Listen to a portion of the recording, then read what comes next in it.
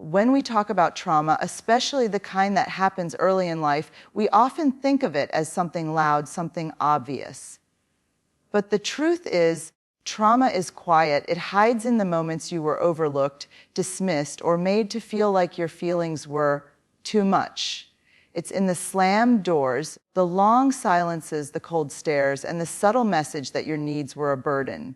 And over time, this pain doesn't just hurt, it educates. It teaches you unconsciously how the world works, and if you lived through trauma, chances are it taught you that pain is normal. What happens when your nervous system gets wired around that pain? You begin to expect it. You brace for it. You get so used to holding your breath that one day, you forget you're even doing it. You find yourself in relationships where people talk down to you, ignore your boundaries, or make you question your own worth. And it doesn't immediately feel wrong. It feels familiar. That's the devastating power of trauma. It teaches you to normalize what should never have been acceptable in the first place. You start to measure love by how much you're willing to endure. You mistake criticism for care. You believe that if someone yells, shuts down, or pulls away, it's because you did something wrong. You think, if I could just be better, if I could just be less of a problem, maybe they'd treat me better. But this isn't love. It's survival wrapped in self-blame. And it's not your fault. The human brain is incredibly adaptive. If pain was a regular part of your early life, your mind will do whatever it takes to make sense of it, because it needs to make sense of it. So instead of saying, this was wrong, we say, this must be what I deserve. That lie gets buried deep. And every time we tolerate disrespect, that lie gets reinforced. We don't stay in unhealthy relationships because we're weak. We stay because somewhere along the line, our trauma taught us that this is what connection looks like, that we have to hustle for love, that we have to earn our place, that love is something we fight for, not something we're worthy of just by existing. But here's the truth. Pain should not be the price of love. It never should have been. And when we begin to see how trauma shaped our expectations, we can finally question what we've accepted. We can stop confusing being tough with being whole. We can stop calling endurance strength when what we really need is safety. Because you were never meant to be fluent in pain. When you've lived through trauma, especially in relationships where you were supposed to feel safe, your understanding of love and safety gets warped. It doesn't happen all at once. It happens slowly, quietly, and often without you even realizing it. The people who were meant to protect you, guide you, and nurture you were also the ones who caused confusion, fear, or shame. And when that's your starting point, your brain adapts in a way that's both brilliant and heartbreaking. It starts to treat dysfunction as familiar. And what's familiar feels safe, even when it's anything but. This is how we learn to mistake chaos for chemistry, silence for peace, emotional distance for strength. When someone withdraws, we interpret it as maturity. When someone explodes, we call it passion. When someone withholds affection, we tell ourselves we just need to try harder. Because if love has always come laced with uncertainty, with tension, with walking on eggshells, then we come to believe that's just how love works. We don't question it. We adapt to it. You learn to read a room before you speak. You check the mood before you breathe too loudly.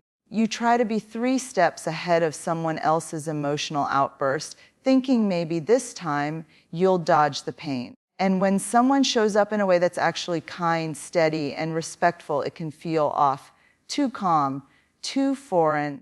You start wondering what they really want. You wait for the other shoe to drop, because in your world, shoes always drop. That's the damage trauma leaves behind. Not just in what you've survived, but in what you were taught to expect.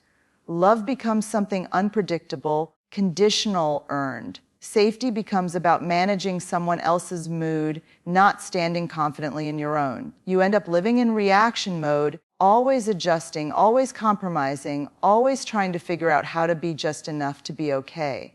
And here's the thing. This isn't your fault. It's not a character flaw, it's a survival strategy, and it worked, it got you through. But at some point, what helped you survive starts to sabotage your healing, because you can't build a life based on fear and call it love. You can't keep saying yes to disrespect just because it doesn't hurt as much as what came before. Real love doesn't leave you doubting your worth. It doesn't require you to earn rest or affection or safety. And I know it can be terrifying to unlearn everything you thought was true. But when you begin to see the difference between what's familiar and what's healthy, everything changes. You stop chasing intensity and start choosing consistency. You stop interpreting coldness as strength and start seeing it as a wall you don't have to climb. And you start to believe, maybe for the first time, that love isn't something you survive. It's something that should help you heal. One of the most painful things trauma teaches us, especially relational trauma, is that in order to stay connected, we have to disappear. We don't even realize we're doing it at first. It starts small. You apologize when you haven't done anything wrong. You hold back your truth so you don't upset someone else. You laugh when it's not funny. You agree when you don't. And you shrink just a little every time you feel like being your full self might be too much.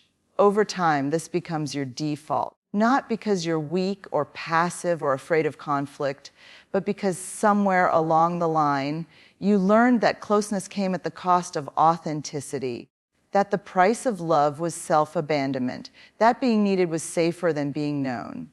This is what trauma does. It doesn't just shape how we see the world, it reshapes how we see ourselves. If love in your past meant constantly adjusting who you are to make someone else comfortable, then you start to believe that who you are must be the problem. So you become who they need. You play the role. You say the right things. You make yourself easier to love, easier to keep, easier to manage.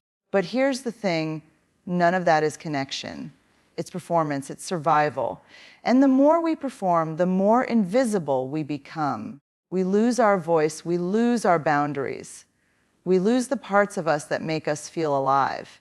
And the worst part, we start calling it love. We start telling ourselves that tolerating disrespect is a form of patience or empathy or strength. We mistake our silence for maturity and our exhaustion for resilience. This isn't love.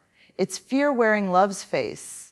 We stay in relationships that drain us because we're terrified of the emptiness that might come after. We'd rather hold on to something toxic than face the grief of being alone with ourselves. And so we keep giving more than we have. We keep trying to earn what should be freely given. We call it loyalty, we call it commitment. But what we're really doing is abandoning ourselves over and over again just to be chosen. There's a deep loneliness in that. The kind of loneliness that doesn't come from being alone, but from being unseen while surrounded by people. The kind that whispers, if they really knew you, they'd leave. And so you hide, you tolerate, you stay quiet. But here's the truth. Being loved shouldn't require you to disappear. You don't have to shape-shift to be worthy. You don't have to abandon your needs to feel close. The people who deserve you won't ask you to vanish so they can stay. The right love sees you, all of you, and stays anyway. When you grow up in an environment where love is inconsistent or conditional, boundaries don't feel like a right. They feel like a threat. You don't learn that boundaries are how we protect our energy, our peace, our identity. Instead, you learn that setting a boundary is dangerous, that it might upset someone, that it might push them away, that it might make them leave. And if your safety or your sense of worth was ever tied to whether someone stayed, then of course boundaries feel terrifying. What trauma does is teach you to read people, not trust yourself. You get so used to scanning the emotional weather of everyone around you that you forget to ask yourself what you actually need. You become hyper, aware of how your actions make other people feel, but numb to how their actions make you feel. And when the people who hurt you also convinced you that love means sacrifice, you end up believing that your limits are selfish, so you tolerate it. The passive-aggressive comments, the subtle digs, the jokes that cut too deep, the moments where you feel small, even if no one says it out loud. You keep telling yourself it's not that bad. You minimize, you justify. You say, they're just having a hard day. Or maybe I'm being too sensitive because holding on to the relationship feels safer than holding on to yourself. This is what happens when trauma trains you to confuse boundaries with abandonment. You become afraid that if you draw a line, someone will walk away. And that fear makes you stay in places that slowly erase who you are.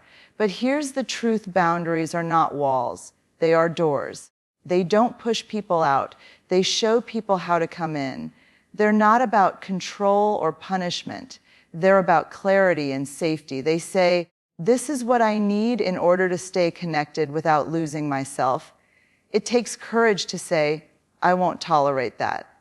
It takes strength to say, that tone isn't okay, or that joke hurt, not because you want conflict, but because you've spent too many years swallowing your pain just to keep the peace. When you've been taught to equate love with suffering, standing up for yourself can feel cruel. But it's not. It's kind. It's the kindest thing you can do for yourself and for the people around you. Because when we model healthy boundaries, we give others permission to do the same. We break the cycle. We stop mistaking closeness for control. We stop calling disrespect a rough patch. We stop labeling survival as strength. Boundaries aren't the end of love. They're the beginning of it. When your trauma taught you that love had to be earned, you learned to survive by becoming useful. You learned to listen more than you spoke. You anticipated needs before they were even expressed. You became the fixer, the helper, the one who always showed up. And after a while, you started to believe that being needed was the same as being loved. That belief runs deep. It tells you that your worth is tied to your ability to carry things, other people's pain, their moods, their problems. You think, if I can solve this for them, if I can keep them happy, maybe they'll stay. Maybe I'll finally be enough. And so you give and give and give until there's almost nothing left of you. The problem is being needed often gets mistaken for being valued. But they are not the same thing. Being needed means someone relies on you. Being valued means someone respects you. Being needed can feel powerful, even comforting, especially when you've been abandoned or dismissed before. But if someone only keeps you around for what you do, not for who you are, it's not love, it's convenience. When you've been through trauma, especially relational trauma, your nervous system becomes wired for service. You equate self-worth with utility. If you're not helping, solving, or sacrificing, you feel guilty, you feel useless, you feel invisible. So you stay busy. You keep pouring into others even when your own cup is bone dry. You convince yourself that you don't need much, that being low maintenance makes you lovable, that staying silent about your needs makes you strong. But here's the cost: you stop expecting reciprocity. You stop expecting care. You stop expecting to be held in the same way you hold everyone else. You tolerate one-sided relationships because they feel safer than asking for more. You start calling crumbs a meal because at least it's something. And when someone finally treats you with kindness, without needing you to earn it, it can feel confusing. You wonder, what do they want from me? Because you've never been taught that love can exist without obligation. But real love doesn't ask you to prove your value. It doesn't keep score. It doesn't make you bleed for connection. You are allowed to rest. You are allowed to receive. You are allowed to be loved in your stillness, not just in your usefulness. You don't have to carry the weight of someone else's healing to be worthy of your own. You don't have to trade your peace for proximity. You don't have to overextend yourself just to feel like you belong. You are not just valuable when you're needed. You are valuable when you're honest, when you're quiet, when you're whole.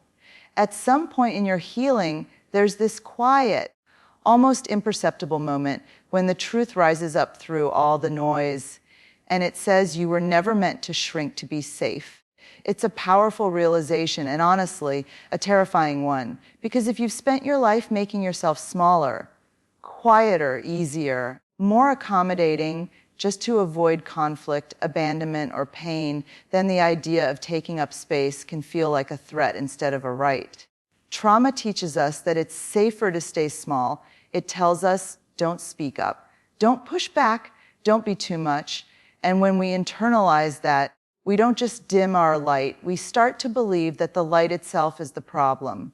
That if we were just less emotional, less opinionated, less needy, we would finally be loved the right way. We make ourselves smaller so the people around us feel bigger. We silence ourselves to keep the peace.